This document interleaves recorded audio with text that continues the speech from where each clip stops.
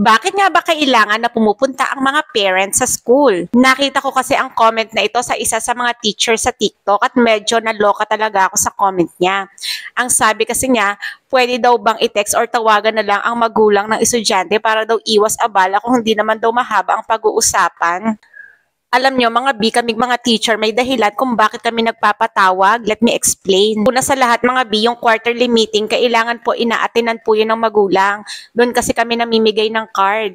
At sa araw ng bigayan ng card, mahalaga na kinukuha nyo po ang card nyo. Yun ay para natatrack nyo ang progress ng inyong mga anak. Para kung may makita kayo na grade na hindi ka nais-nais sa bawat subject, ay makausap nyo po ang subject teacher. Yan ay para maiwasan nyo o maagapan nyo ang pagbagsak ng inyong mga anak. Kung meron kayong makikitang problema, agad-agad nyo na po silang kausapin.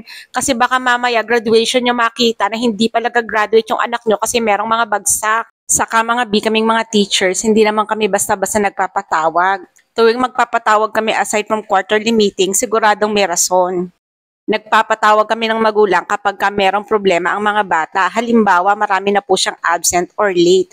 Normal lang po na ipatawag namin ng magulang para malaman namin ang dahilan kung bakit po sila absent or nalilate. Kasi mga B, ayon sa DepEd order, may certain number lang ng absences ang pwede i-consider. Pwede na pong madrap ang mga anak nyo kapag marami na po silang absent. Ngayon, bakit nga ba kailangan pumunta kayo ng paaralan kung pwede naman kayong i-text or tawagan? Kasi mga B, kaming mga teachers, nire-record po namin ang mga nagaganap sa inyong mga anak. At kapag pumunta po kayo at nakausap po namin kayo, meron po kayong pipirmahan.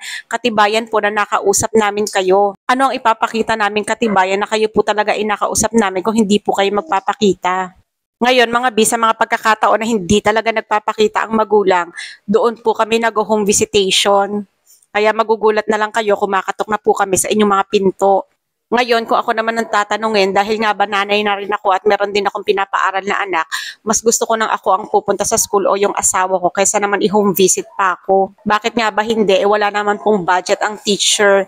Yes, wala pong budget na binibigay kay teacher kapag po siya ay nag-home visit. Kawawa naman po yung teacher. Yun lang.